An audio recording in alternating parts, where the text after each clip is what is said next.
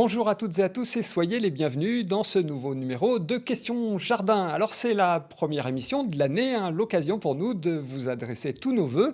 Que 2025 vous apporte, amis pouces verts, le meilleur dans vos jardins et vos balcons. Alors janvier, c'est aussi l'occasion des bonnes résolutions. Et avec Marion, hein, notre blogueuse experte en jardinage, on se disait que bien planifier son année au jardin, c'était une bonne façon de débuter. Bonjour Marion. Bonjour François, bonjour tout le monde. Alors Marion, l'expression gouverner, c'est prévoir, ça pourrait donc s'adapter un petit peu au jardin. On va planifier l'année. Oui, c'est ça. Aujourd'hui, dans cette émission, on va parler planning de culture, puisque c'est important de savoir la bonne période pour commencer soit les semis ou les plantations, que vous ayez un jardin en pleine terre ou bien simplement une petite jardinière sur votre balcon. Je vais tout vous expliquer dans cette émission, donc n'hésitez pas à me poser vos questions.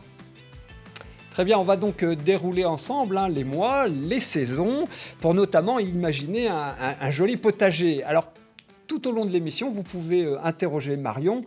Il suffit pour cela de scanner le QR code hein, qui s'affiche actuellement à l'écran. Vous pouvez également vous saisir du formulaire hein, qui se trouve juste en dessous le player vidéo par lequel vous regardez notre émission. Alors c'est parti Marion, hein, pour 2025, je veux un beau et un bon potager. C'est quoi le plan de bataille?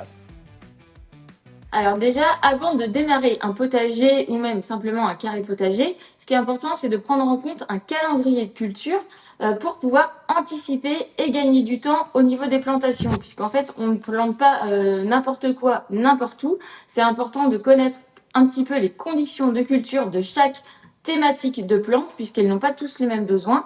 Et ça, c'est vraiment important à prendre en compte. Donc, vous pouvez planifier simplement avec un petit calendrier comme ça, et de faire un schéma de votre potager pour déjà définir quelles plantes ou quels légumes vous souhaitez mettre dans votre potager. Vous pouvez faire également des plannings de semis ou des plannings de culture si vous démarrez à partir d'une plantation. Donc c'est tout simplement un schéma qui fait étape par étape pour savoir un petit peu les travaux que vous aurez à faire sur vos cultures. Donc ça, c'est des éléments qui sont très importants à prendre en compte. Aussi, estimer votre besoin pour l'année, c'est-à-dire en termes de terreau, donc un substrat spécial semis, si vous faites des semis.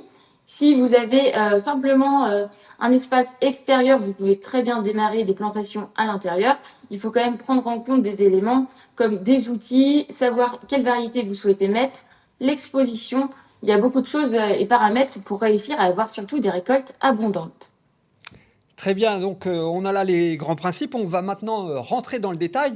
Et je crois, Marion, hein, que tu aimes bien plutôt égrener le calendrier par type de culture. Oui, c'est bien ça. J'aime bien euh, faire des catégories de cultures. En fait, ça évite de connaître une plante par plante avec les conditions bien spécifiques et c'est surtout, ça permet de vous aider pour savoir si c'est des cycles longs, cycles courts, si ce sont des cultures qui aiment beaucoup la chaleur, donc il va falloir anticiper et peut-être faire des cultures en intérieur, type semis, des choses comme ça, ou contrairement, comme des courgettes avec des cycles beaucoup plus rapides. Donc on va peut-être aborder le sujet maintenant ensemble. Eh ben c'est parti. Si je te dis pommes de terre, par exemple. Alors, pour les pommes de terre, moi, ça fait partie de la famille de tout ce qui est bulbes et tubercules. Donc, il y a le tableau qui va s'afficher à l'écran. Donc, ça, c'est vraiment une catégorie qui est très intéressante puisqu'il n'y a pas besoin de faire de semis ou autre chose au préalable. Il faut simplement acheter de la semence qu'on plante directement en pleine terre. Donc, ce sont des légumes qui sont résistants au froid. Et du coup, il va falloir simplement apporter de la matière organique dans votre sol puisque ça sera une plantation directement en pleine terre qui sera faite. Il faut bien faire attention que le sol soit aéré. Et au niveau des plantations, vous pouvez commencer dès maintenant les pommes de terre primeurs si vous avez un climat doux ou si vous avez une serre. Pour les climats un peu plus frais, il faut bien entendu attendre que les gelées soient passées, puisque ça a beau être dans le sol est frais et il faut environ une température de 7 degrés dans le sol pour ne pas risquer une pourriture à ce niveau-là. Donc garder quand même cette information importante, mais en fonction des variétés et des climats, bien sûr, il va falloir adapter. Hein. C'est vraiment des grosses lignes pour que vous ayez ça en tête. Mhm. Et après, au niveau de la récolte, c'est assez simple. C'est à partir de l'été, lorsque les fans commencent à sécher un petit peu. En termes de maladies et ravageurs, tout ce qui est oignons, ail, échalotes, Ce sont des cultures qui sont assez relativement faciles. Pour tout ce qui est pommes de terre, par contre, attention, vigilance au mildiou, notamment quand c'est une période comme cette année qui était très humide, et aussi en insectes par rapport aux dorifores. Ce sont des insectes qui font de nombreux ravages, qui dévorent vraiment tout le feuillage, et vous pourriez perdre en rendement au niveau des pommes de terre.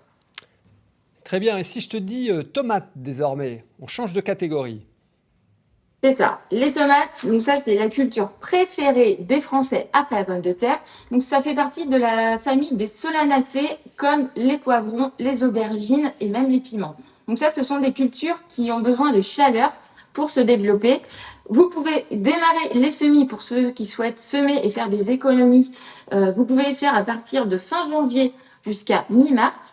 Il faut en moyenne 4 semaines avant la transplantation en pleine terre en extérieur. Donc c'est pour ça qu'il faut toujours anticiper un mois à l'avance.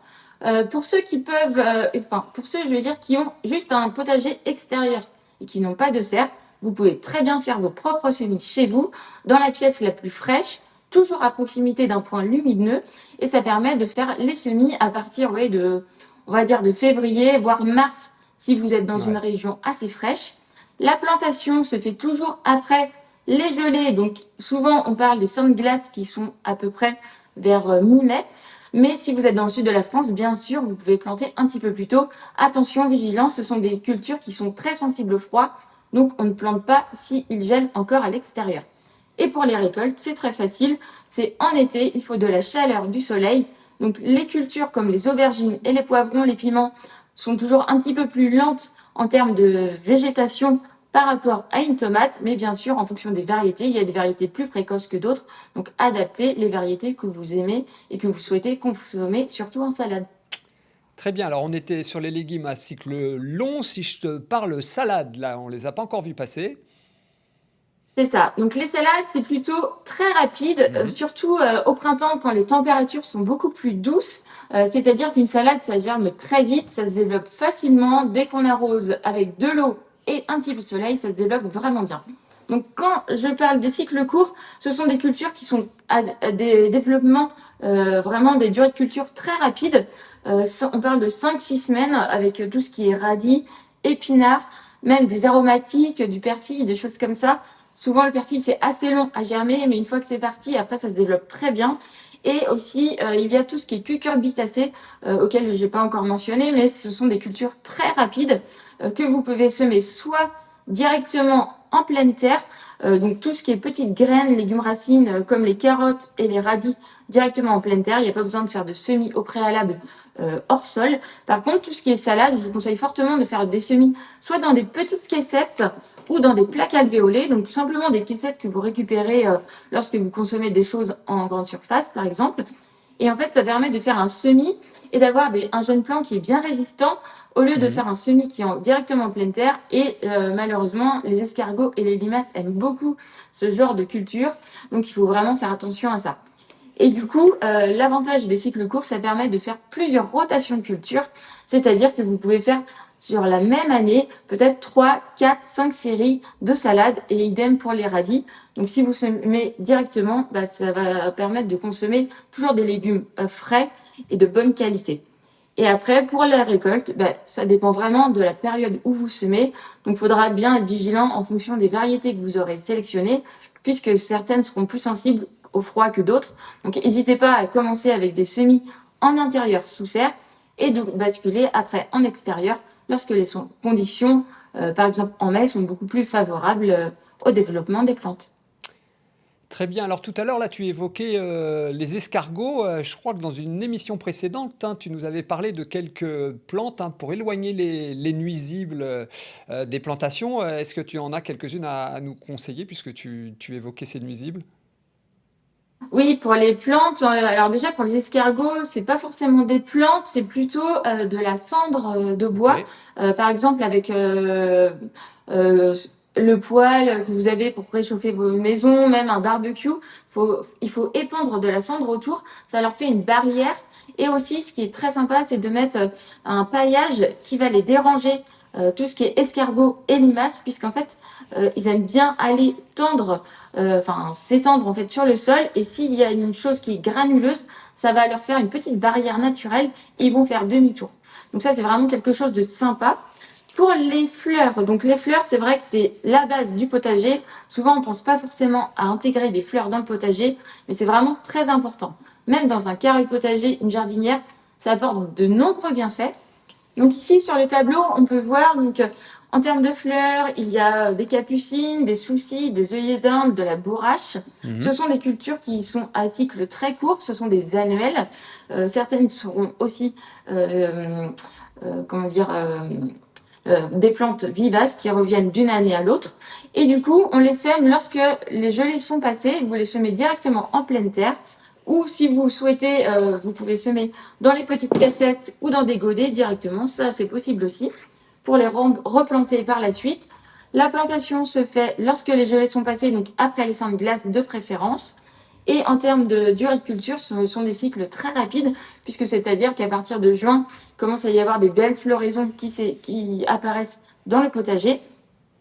Et du coup, ça, c'est vraiment intéressant, puisqu'en fait, le fait d'apporter des fleurs dans le potager, ça va permettre d'attirer de nombreux insectes pollinisateurs et ainsi d'augmenter les capacités de rendement de vos récoltes, puisque les insectes iront polliniser les cultures, par exemple de courgettes, potimarron, butternut, tout ce qui est culture à fleurs, même les tomates. Donc ça, c'est vraiment des choses qui sont très importantes à Mhm. apporter. Ça apporte aussi des auxiliaires naturels, comme par exemple les coccinelles qui vont lutter contre les attaques de pucerons que vous pourriez avoir sur certaines cultures. Et en plus de ça, on peut mettre quelques aromatiques comme le basilic. Tout ce qui est aromatique, souvent ça dégage une forte odeur et ça va repousser tout ce qui est attaque de tripes, de pucerons. C'est vraiment des choses qui sont assez répulsives. Et pour finir, pour la capucine, c'est vraiment une plante, au lieu de repousser les insectes, elle, au contraire, elle va attirer tout ce qui est puceron, puisque c'est une plante haute, c'est-à-dire qu'elle va capter tous les pucerons qui vont être aux alentours de votre potager ou de votre jardinière, par exemple, et les pucerons vont aller uniquement sur cette culture. Donc ça, je vous recommande vraiment de mettre à proximité des plants de courgettes, puisque les courgettes sont très sensibles aux pucerons. Et moi, je l'utilise vraiment chaque année. Ça apporte de la couleur, ça favorise le rendement, et c'est surtout qu'au moins, vous n'aurez pas de problème de pucerons. Donc un conseil, gardez un petit peu de place dans vos potagers pour ces fleurs bien utiles. On revient aux légumes. Si je te dis Marion, chou-fleur. Oui, donc là, on va passer aux légumes d'hiver, parce qu'on a Mhm. vu déjà toute la partie légumes d'été avec les plantations et semis au printemps. Tout ce qui est chou, c'est plutôt des cultures qui sont hivernales, et ça, c'est des choses qu'on sème un petit peu plus tard. Ça sert à rien de les planter trop tôt. Le cycle de culture est assez long. Vous avez vu, il y a des durées entre 20 et 25-30 semaines, puisque comme c'est des cultures qui sont produites en hiver, le cycle est beaucoup plus long, les températures sont fraîches et ce sont des légumes qui sont adaptés à ces conditions-là. Donc ça permet de faire des compléments avec les légumes d'été, d'utiliser et de consommer vraiment des légumes qui sont adaptés à la saison. Et pareil pour les légumes d'hiver. Ces légumes résistent aux gelées, aux petites gelées. Alors attention là où vous habitez dans les régions, mais il faut bien mettre une petite protection, un voile d'hivernage lorsque vous avez des fortes gelées, puisque ça résiste quand même, selon les variétés, à -2, -3, mais s'il fait -7 ou -10, attention quand même, vigilance. Donc on met un voile d'hivernage, on paille au pied, on réchauffe le sol, Ok. et après, normalement, il n'y a pas de souci. Et ça, ce sont des cultures qui sont quand même assez résistantes aux attaques extérieures, pas forcément de problème de pucerons. Par contre, attention aux limaces et surtout aux chenilles qui sont très présentes, qui dévorent les choux, puisque elles en raffolent. Donc attention à ça. Très bien, merci Marion. Alors, un légume que je n'ai pas encore vu passer, hein, que j'aime bien, ce sont les radis, qu'ils soient rouges ou qu'ils soient noirs. Ils font partie de quel groupe ceux-là? Alors, les radis, je vous avais présenté dans les cycles courts, il y a les radis comme les radis 18 jours, les radis ronds, les radis nationaux, des choses comme ça. Donc ça, on les fait vraiment toute l'année, de préférence au printemps. Et Ouais. effectivement, après, pour l'hiver, on a le radis noir qu'on sème en été et qu'on récolte après tout au long de l'hiver. Donc ça, ce sont des légumes anciens qui reviennent vraiment à la mode, qu'on voit sur les marchés.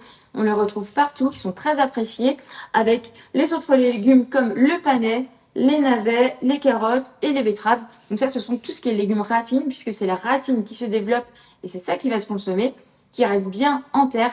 Donc pour ces légumes-là, attention, on apporte bien, on enrichit bien le sol, on aère aussi le sol, puisque tout ce qui est carottes, par exemple, s'il y a beaucoup de cailloux, il va falloir quand même ôter les gros morceaux, puisque sinon la carotte va être dérangée et le sol ne sera pas assez drainant pour ces cultures-là. Donc ça, il faut vraiment des sols plutôt type sableux, bien aérés pour que justement la racine ne pourrisse pas en terre, surtout avec une humidité qu'on a comme cette année, c'est quand même assez compliqué de se faire sécher les sols. Très bien, donc on vient de passer en revue, pas mal de légumes, hein, avec leur période, propice, au semis, à la plantation, mais respecter le calendrier, ça ne suffit pas, hein, Marion. Il y a plein de petits, trucs à avoir en plus et des petits tips là que tu vas partager avec nous. Oui, c'est ça. En plus de connaître les périodes de culture, quand semer et autres, ce qui est Mmh. important, c'est de faire des rotations de culture. En fait, quand j'appelle rotation, c'est-à-dire qu'on ne plante pas le même légume chaque année au même endroit. Ça, c'est vraiment très important puisque un légume va être confronté à avoir plusieurs problèmes sanitaires. Donc, par exemple, des maladies ou des ravageurs. Et malheureusement, les maladies, donc les spores des champignons vont rester sûrement dans le sol si vous les enlevez pas au bon moment ou si bien sûr ils se sont développés et sont restés sur cet endroit-là. Et malheureusement, en fait, si vous laissez une plante revenir au même endroit, elle sera beaucoup plus favorable à cette maladie, comme sur les tomates, avec la présence de mildiou. Donc, il faut bien faire des rotations des cultures, ne pas hésiter à faire des associations de cultures pour favoriser cet échange entre les insectes, entre voilà, toute la symbiose que vous pouvez avoir en extérieur. Ça, c'est vraiment très important. Et puis après, bah, c'est tout ce qui est anticipation, surveillance. On observe régulièrement, chaque semaine, on arrose régulièrement, en petite quantité en mettant un paillage pour justement limiter votre consommation en eau. Et c'est vraiment une surveillance régulière qui va permettre d'avoir des légumes et des fleurs performantes, puisqu'il y aura peut-être une petite taille par-ci par-là, des petits soins à apporter. Et après, normalement, si vous en prenez soin, il n'y a pas de souci. J'ai une petite question là sur les rotations. Marion, là, tu expliquais, le principe. Est-ce que chaque Mm. légume, peut succéder à un autre ou, il y a peut-être, des suivis à éviter? En fait, au niveau des suivis, ce que vous pouvez faire déjà, c'est alterner légumes, donc cycle court, avec après les légumes d'hiver. En fait, ça permet de faire une rotation légumes d'été, légumes d'hiver, quand vous avez la possibilité, sachant que les légumes d'hiver, ils vont être plantés à peu près à partir de septembre pour tout ce qui est radis noir. Ça dépend vraiment des cultures, donc il faut vraiment adapter les cycles. Les tomates seront encore présentes, donc soit vous faites un cycle avec deux types de cultures, les légumes d'été et les légumes d'hiver quand vous avez la possibilité, ou sinon, après, ce qui est intéressant, c'est de faire un cycle, donc les légumes d'été, et après on laisse reposer le sol, on met tout ce qui est compost, on n'hésite pas à vider le compost, les feuilles mortes, on enrichit. Et après, ce qu'il faut, c'est surtout de rechanger votre schéma de jardin. Donc moi, c'est très simple. Je prends simplement une feuille, un crayon, je fais mon schéma de jardin. Et en fait, après, vous faites des cases et vous pouvez alterner les cases en faisant attention de ne pas mettre les cucurbitacées ensemble, puisqu'après, ça pose des problèmes de pollinisation et des OK. déformations de fruits. Mais il faut vraiment faire des choses comme ça, en fait. Très bien. Alors, on a beaucoup parlé des semis, hein. Il existe aussi les plantations. C'est quoi, l'avantage de l'un par rapport à l'autre, si tant est qu'il y en ait un? Alors, l'avantage de faire ses propres semis, c'est déjà que vous allez faire votre culture de A à Z. Donc, vous êtes sûr au niveau sanitaire que vous n'ayez pas de problème ou de choses comme ça en termes d'application de produits pour ceux qui font attention à C'est ça. important. Ensuite, ça permet aussi de faire des économies puisque si quand vous achetez un sachet de graines, vous avez beaucoup de graines à l'intérieur. Contrairement si vous achetez un plant, souvent vous en avez pour un godet environ 50 centimes, voire 1 € en jardinerie selon la variété. Donc ça, c'est vraiment quelque chose qui est à prendre en compte. Après, au niveau des variétés, si vous faites vos propres semis, vous allez trouver des variétés que vous n'aurez pas forcément en plan en jardinerie, puisque ça sera des variétés qui seront plutôt rares, comme par exemple des poivrons violets, des aubergines striées, des choses comme ça. Donc c'est vraiment des choses qui sont très intéressantes. Par contre, ça demande quand même beaucoup de technique, c'est-à-dire qu'il faut quand même connaître un petit peu comment fonctionne un semis, quel type de terreau il faut avoir un endroit dédié avec la température adaptée, il faut aussi avoir un petit peu de matériel, donc ça demande un tout petit coût nécessaire, donc soit une cassette de semis, des plaques alvéolées, des choses comme ça, des godets. Par contre, le fait d'acheter des plants, autant dire que vous vous prenez pas du tout la tête, vous achetez simplement la quantité que vous avez besoin, il n'y a pas de surveillance au niveau de la germination, des choses comme ça. Donc en fait, ça dépend vraiment de votre choix. Et puis, si votre jardin est assez grand, personnellement, je vous recommande de faire vos propres semis parce que vous allez faire de nombreuses économies. Si vous avez simplement une petite jardinière ou un carré potager, ne vous prenez pas la tête, achetez un plant de la variété que vous souhaitez. Mmh. Et après, tout dépend de votre choix, il n'y a pas de souci. Alors, moi, mon choix habituellement, c'est, plutôt, les plantations. Je suis un petit peu feignant, Marion, mais tu m'as convaincu, j'ai envie de débuter, l'année avec, les semis. Par quoi je commence? Alors, pour débuter, déjà, je te conseille de prendre des variétés qui sont très simples. Donc, soit simplement de la Oui. salade, des courgettes, des radis, vraiment des cultures qui sont très faciles à semer et surtout avec des bonnes réussites de germination. Donc, par exemple, pour semer, par exemple, les courgettes, c'est vraiment le plus simple avec une grosse graine, donc facile à semer. Tu peux simplement prendre une petite serre comme ça, par exemple. Donc ça, dedans, ce sont des OK. plaques alvéolées et ça permet de semer un plant par alvéole avec un microclimat en intérieur. Et ensuite, lorsque les conditions extérieures sont bonnes pour la plantation, on plante directement. Faut pas chercher à faire des variétés compliquées. On prend du très simple pour la première année, on s'adapte et après, on s'améliore chaque année. Très bien, merci Marion. Donc, me voilà armé pour me lancer dans les semis.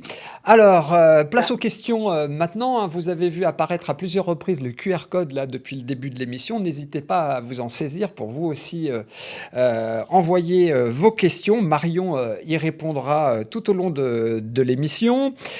On va commencer ce petit jeu de questions-réponses, hein, on en a l'habitude, désormais. Marion, avec cette première question d'Alain qui habite Saumur. Quand faut-il tailler l'abricotier, pardon, une variété, précoce, nous dit-il, faut-il éviter les périodes de gel? On peut l'imaginer.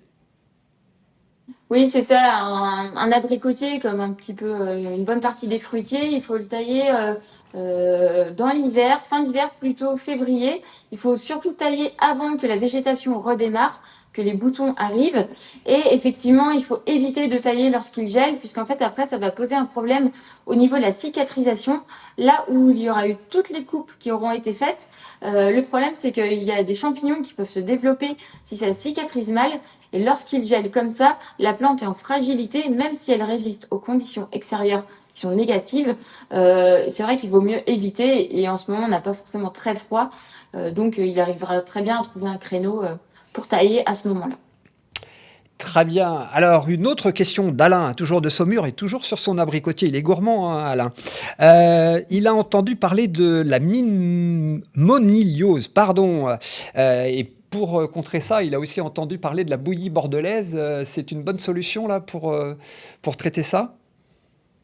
Oui, la moniliose, pour ceux qui connaissent pas, en fait, c'est une maladie qui va perturber au niveau de la floraison. C'est un champignon qui va se développer et qui va faire tomber toutes les fleurs. Et ça peut, en cas de grosse attaque, faire tomber 90% des fleurs. Donc autant dire qu'il n'y a pas de récolte ou quasiment pas. Donc ça, c'est vraiment quelque chose qu'il va falloir bien évidemment traiter. Soit le traitement peut être fait en début d'hiver pour assainir la plante, enfin l'arbre. Un deuxième traitement peut être fait aussi en fin d'hiver, avant la floraison, avant le début de végétation, pour également assainir cette période-là, avant que justement le champignon se développe avec la chaleur qui pourrait se manifester. Et puis après, en fait, ce qu'il ne faut pas faire, c'est qu'il ne faut surtout pas traiter lorsqu'il y a la floraison, puisque la bouillie bordelaise peut avoir un impact et faire tomber les fleurs. C'est vrai que c'est un produit qui est naturel, mais qui malheureusement est quand même dangereux. Et ça, on oublie de le dire, puisque ça peut porter un stress au niveau de la plante. Ça peut faire des déformations aussi au niveau du feuillage. Mmh. Donc ne vous inquiétez pas, ça va agir contre le champignon, mais il faut bien faire attention à ça. C'est pour ça qu'on ne traite jamais pendant la floraison, soit avant ou après. Et ça se développe, ce champignon, lorsqu'il fait chaud et humide, souvent. Donc, lorsque la floraison est faite, il peut y avoir un traitement naturel qui peut être fait à base de purin d'ortie, par exemple, ou de prêle, en plus en préventif, en complément de cette bouillie bordelaise. Très bien, une troisième question, désormais, si tu veux bien, Marion. Elle nous a été envoyée par Julien de Port-Brouillet, c'est en Mayenne. Il nous dit: «Je crois savoir qu'il ne faut pas laisser les plantes en pot à l'extérieur quand il gèle», hein, ça, c'est un bon réflexe, au risque d'abîmer, les racines. Si cela est vrai, les plantes en jardinerie, les plants également, qui ont gelé, sont-ils de bonne qualité? Ça, on ne Alors sait pas si au effectivement, final, une plante, lorsqu'elle est en pot et qu'il gèle, effectivement, les racines sont assez sensibles puisque le froid atteint directement au niveau de la zone concernée. Par contre, en jardinerie, donc c'est quand même des gens qui connaissent le métier, qui prennent soin de leurs plantes. Donc lorsque les plantes sont en extérieur et en pot, ce sont des plantes qui sont rustiques, qui résistent vraiment aux conditions extérieures qui sont négatives. Donc il ne faut pas qu'ils s'inquiètent à ce niveau-là. Il peut Par exemple, en jardinerie, on peut voir des palmiers, des choses comme ça. Ça résiste jusqu'à -15 degrés. Les plantes de haies aussi, en pot. Tout ce qui est sensible, généralement, ils mettent ces plantes-là dans des serres froides. Donc, ce sont des serres hors gel qui ne sont pas forcément chauffées, mais qui vont protéger les plantes. Donc, si les jardineries font correctement leur travail, il n'y a pas de souci. Normalement, ils ont adapté, puisque sinon, ils ne pourraient pas vendre des choses qui ne sont pas de bonne qualité. très bien. Nouvelle question, elle nous a été envoyée par Michel de Zelleux, c'est une femme de Dinard. Elle a, acheté et planté surtout un clémentinier de Corse et un citronnier Eureka en novembre 2023 et aujourd'hui elle constate, qu'il y a un petit peu de feuilles qui présentent, des jaunissements malgré, l'ajout d'engrais NPK, nous dit-elle. Qu'est-ce qu'on peut faire, docteur? Alors, à cette période-là, c'est tout à fait normal que le feuillage jaunisse, puisqu'en fait, on est dans une période hivernale, les conditions sont beaucoup moins favorables qu'en été et au printemps, donc la plante est stressée, puisque ce sont des plantes qui aiment bien la chaleur. Donc c'est vrai que comme c'est en pleine terre, elles doivent résister quand même à des conditions qui sont assez fraîches pour tout ce qui est agrumes, puisqu'en général, ils préfèrent quand même 10-15 degrés. Donc là, quand on voit des gelées à -4, -5, je pense qu'ils n'aiment pas trop. Ensuite, c'est très bien d'avoir mis de l'engrais NPK. Par contre, tout ce qui est agrumes, souvent, ils ont besoin de fer, de magnésium. Donc ça peut provoquer des carences qui vont faire des chloroses, c'est-à-dire des décolorations du feuillage, et ça va permettre d'avoir des feuilles qui jaunissent dues à ce manque d'engrais-là. Donc NPK, donc ça c'est vraiment les 3 éléments de base en engrais, mais souvent il faut des petits compléments, donc des nutriments, des oligo-éléments pour justement compenser cette petite carence.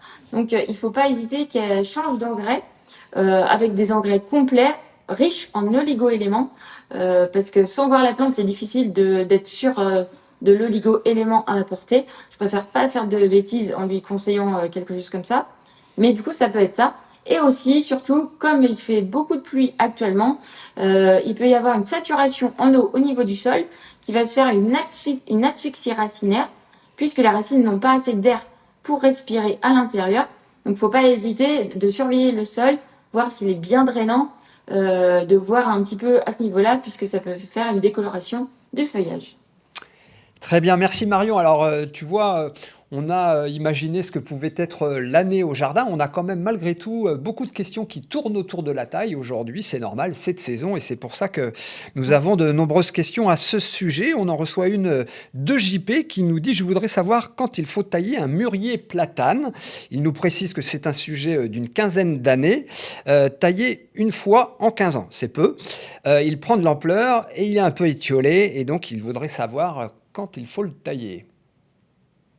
Alors, le mûrier platane, on peut le tailler, pardon, de novembre jusqu'à mars. Donc, il faut bien faire attention si il y a encore des gelées, éviter de tailler lorsqu'il gèle, de préférence, toujours pour le souci de cicatrisation. Effectivement, tailler une fois en 15 ans, c'est peu, mais c'est déjà bien puisque certains ne taillent pas du tout leurs arbres, donc il faut le signaler. Et le mûrier platane, on peut le tailler environ tous les 1 voire 2 ans, c'est suffisant. Pour la taille, c'est très simple, il faut enlever le bois mort, il faut vraiment aérer l'intérieur pour qu'il y ait un maximum de luminosité qui se mette à l'intérieur. Donc il peut le faire dès maintenant sans souci. Très bien, merci. Nouvelle question qui concerne toujours la taille. Elle nous a été envoyée par Elisabeth de Cléder, c'est dans le Finistère. Elle nous a été aussi envoyée par Claude hein, de Saint-Malo. Tout simplement, c'est de savoir quand est-ce qu'il est opportun de tailler un rosier. Alors pour le rosier, on peut les tailler donc à peu près à partir de octobre-novembre selon la région, bien sûr, jusqu'à mars voire même avril, selon en fait si le rosier est planté dans les régions du nord avec des climats beaucoup plus frais, où le rosier va mettre beaucoup plus de temps à se développer, à se réépanouir. Donc l'amplitude est assez large. En fonction des types de rosiers, la taille sera différente entre les rosiers grimpants, les rosiers buissonnants. Donc ça, il faudra bien qu'elle adapte en fonction de sa variété, mais elle peut le faire maintenant sans problème. Très bien. Elisabeth, elle aussi, elle est gourmande. Elle nous a envoyé 2 questions. Quand puis-je semer mes graines de fleurs du genre gazon japonais? Alors déjà, qu'est-ce que c'est que le gazon japonais? En quoi il se distingue du gazon tel qu'on peut le connaître plutôt anglais? Alors, le gazon japonais, c'est en fait, ce sont un mélange de graines qu'on va semer dans son gazon. Et en fait, ce sont des graines qui sont très fleurifères. Ce sont beaucoup de fleurs, ce ne sont pas des graminées comme on a l'habitude de voir. Et c'est un gazon qui va permettre de laisser vraiment s'épanouir les fleurs, de ne pas tondre pour avoir un mélange de couleurs. Donc, c'est vraiment très sympa, ça fait très naturel. Ça apporte de nombreux insectes pollinisateurs, donc beaucoup de papillons aussi. Donc c'est vraiment très sympa. Et du coup, ça, pour semer ça, il faut vraiment attendre que le sol soit réchauffé, mais humide à la fois. Donc c'est-à-dire qu'il faut attendre au printemps, selon la région, bien évidemment. Donc souvent, j'ai envie de dire à partir de avril, mai, lorsque les gelées sont passées, il faut vraiment adapter en fonction. Mais c'est vraiment quelque chose de très sympa qui est assez peu connu et qui est vraiment bien, même mettre à côté d'autres plantes qui seront bénéfiques et qui vont pouvoir profiter de tout ça.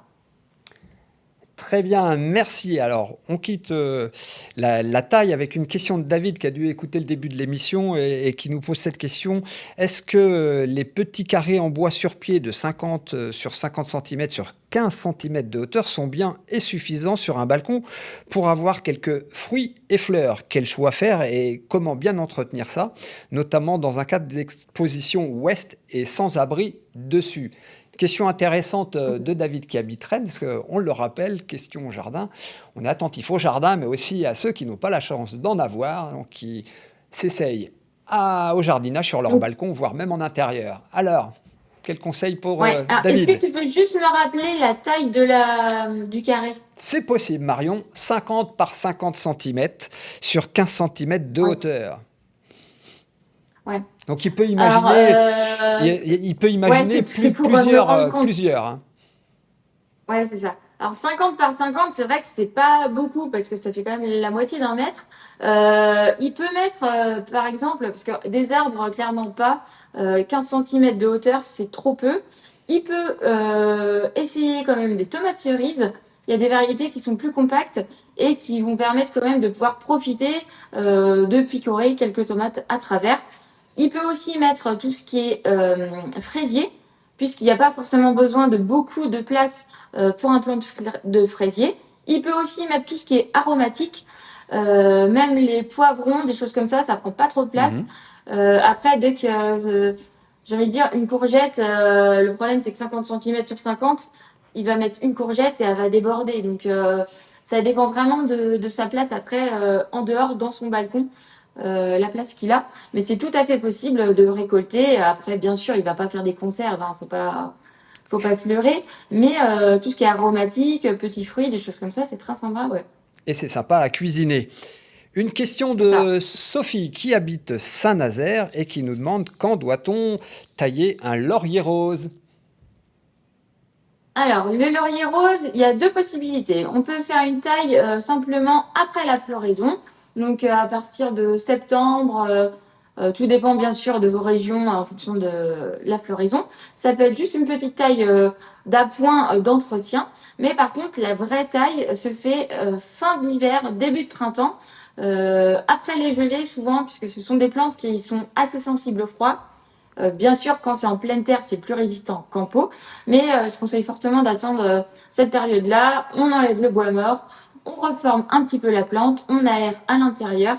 Et si jamais vous avez un laurier rose en pleine terre qui prend beaucoup d'ampleur, c'est possible de faire aussi une taille qui s'appelle une taille de rabattage tous les 3 4 ans pour justement essayer d'avoir un pied beaucoup plus large, une plante beaucoup plus résistante et beaucoup plus touffue qu'une plante qui s'étiole puisqu'elle manque de luminosité.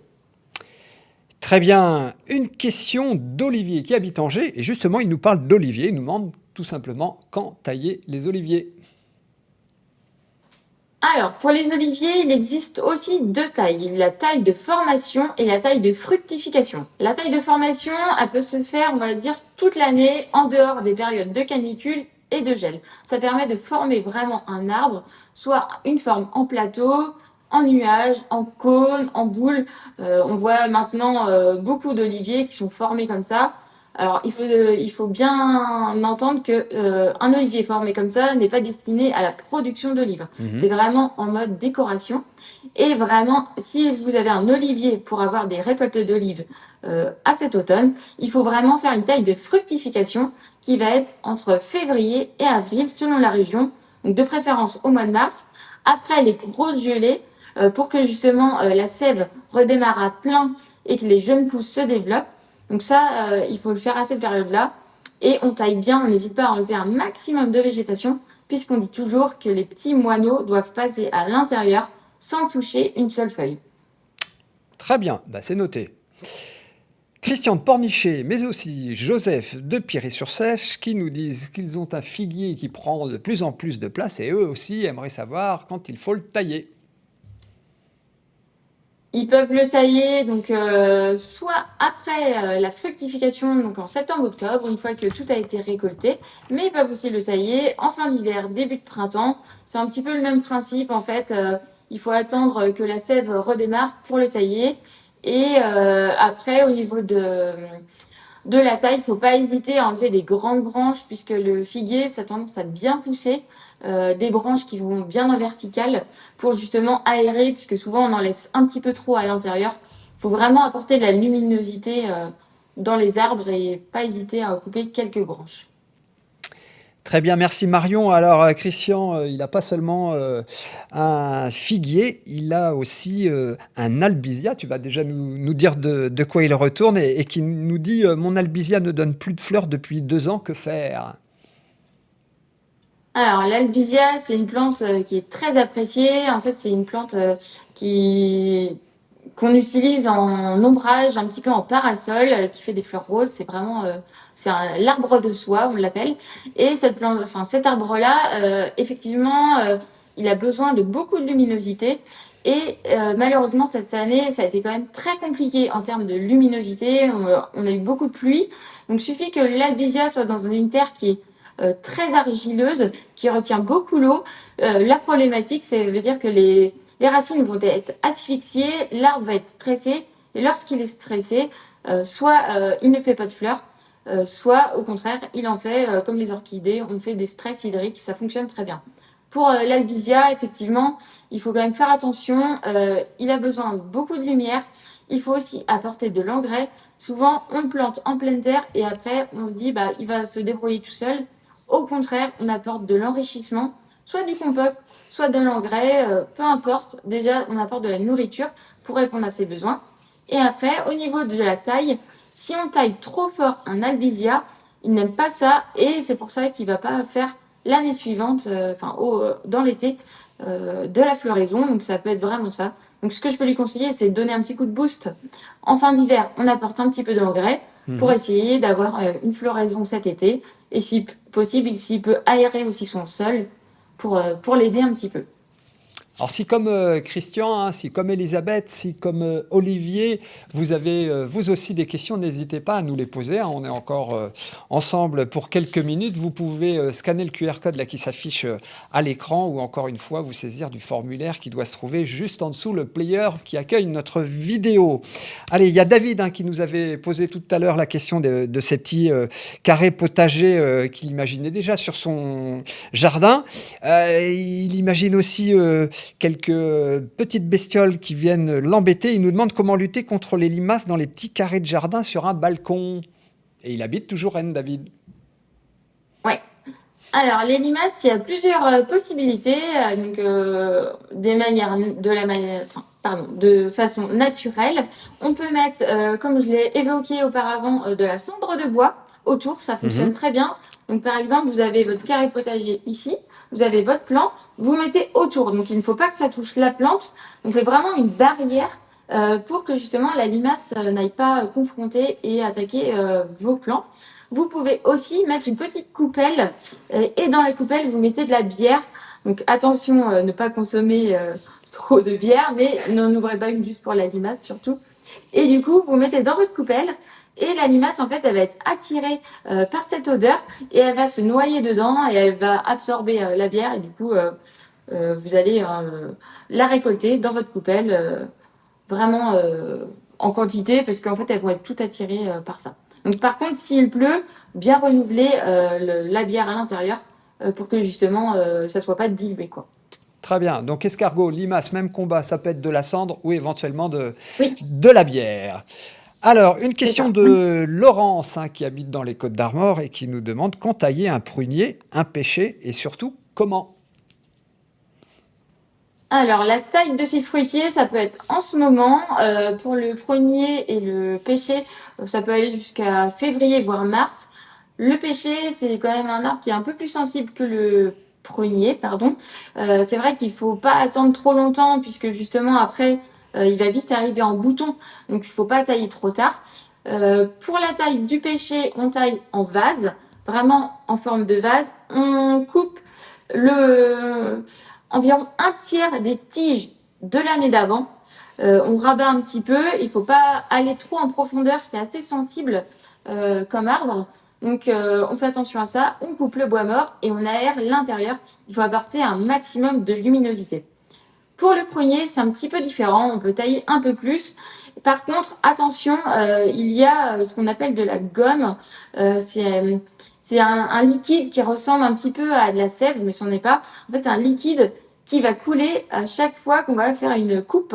Mhm. Donc, c'est une protection de l'arbre pour justement faire une cicatrisation et éviter d'avoir tous les insectes qui viennent ou les maladies qui viennent perturber cette cicatrisation là, pardon. Donc ça, il faut faire attention de ne pas trop tailler puisque justement, bah, en fait, il va y en avoir partout. La plante va être en mode défense, donc il va falloir faire quand même attention. Mais en tout cas, c'est à cette période qu'on taille.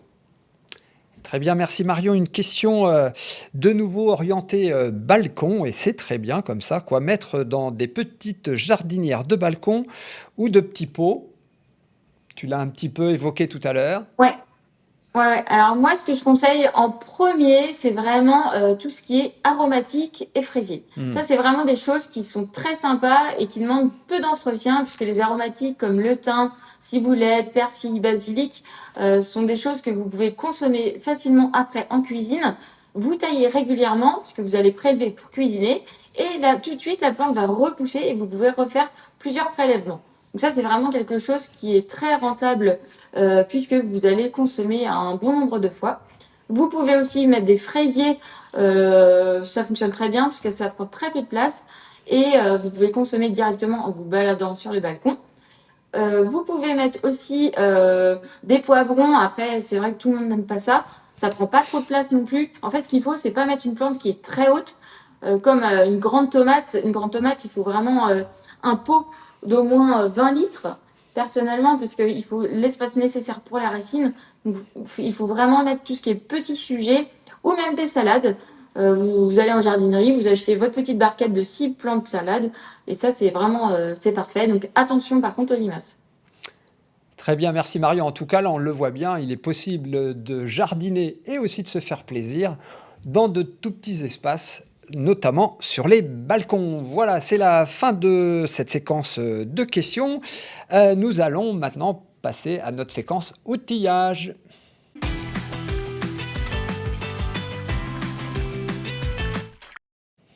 Alors, on a beaucoup parlé planification, hein, Marion, pendant cette émission. Quels outils ou quels équipements tu nous conseilles? Ouais, alors pour changer un peu des autres émissions, là, ça va pas forcément être des outils, puisque comme on est dans les plannings de culture, on va prévoir surtout le besoin pour l'année. Donc en termes de besoins, déjà, moi, ce que je vous recommande, c'est simplement un petit calendrier, une feuille de papier et un crayon pour faire votre plan de potager, de jardinière, de balcon, et vous allez pouvoir faire votre schéma de culture et pouvoir déjà anticiper les cultures que vous souhaitez. Ça, c'est vraiment le premier. Ensuite, une fois que vous avez estimé vos variétés et vos plantes et la quantité, ce qu'il faut, c'est savoir le matériel de culture. Donc en deux, c'est vraiment le matériel de semis si vous semez, ou simplement les plants que vous souhaitez acheter si vous préférez acheter directement les plants. Donc en matériel de semis, donc déjà il y a à la base, il y a les graines. Ensuite, en contenant, vous pouvez prendre des plaques alvéolées avec la mini-serre. Donc ça fonctionne très bien. Ça permet d'avoir mieux un climat plus performant que vous pouvez mettre directement dans votre bureau, à proximité d'une fenêtre à l'intérieur, si les conditions climatiques ne sont pas favorables en extérieur. Vous pouvez aussi recycler vos petites barquettes, par exemple de crudités ou de choses comme ça. Ça évite de faire des dépenses qui ne sont pas forcément nécessaires. Vous pouvez aussi des petits godets. Donc ça, c'est vraiment pour la partie semis. Et ensuite, en termes d'équipement, donc il va falloir prévoir un petit peu et anticiper les achats si jamais vous souhaitez vraiment vous lancer dans le potager. Donc en termes d'équipement de base, même si vous avez un potager sur une terrasse ou un balcon, déjà c'est vraiment ça. Une petite serre-fouette Mhm. à main, tout simplement. Un petit plantoir. Comme ça, rien que ça va permettre déjà de faire pas mal de boulot. Et puis après, si vous avez un terrain beaucoup plus grand, ben, il va falloir regarder un petit peu la grélinette pour aérer le sol, des choses comme ça. Faire votre inventaire de ce que vous avez et si vous avez besoin d'investir ou non pour être un petit peu plus performant. Mais si vous avez les basiques, ça fonctionne très bien. Très bien, donc nous sommes équipés, on a le calendrier pour se projeter tout au long de l'année. Nous voilà parfaitement au point. Merci Marion. C'est la fin de cette émission. On se retrouve dans un mois et quel sera, dis-nous, le sujet en question?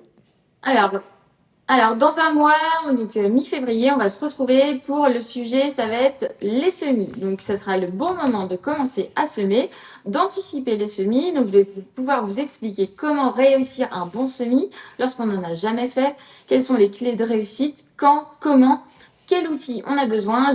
Pourrais même vous faire un tuto directement comment semer dans une plaque alvéolée comme celle-ci, par exemple. Donc, n'hésitez pas à me poser vos futures questions si vous souhaitez que je vous montre un semis de tomates, courgettes, concombres, il n'y a pas de souci, je vous dirai tout et je vous donnerai toutes les clés de réussite. Très bien, eh bien, écoute, encore un grand merci à Marion pour tous les conseils que tu as pu nous délivrer durant l'émission. Merci à vous toutes et tous de nous avoir suivis. Et on vous donne donc rendez-vous dans un mois pour un nouveau numéro de Questions Jardin. Bonne journée.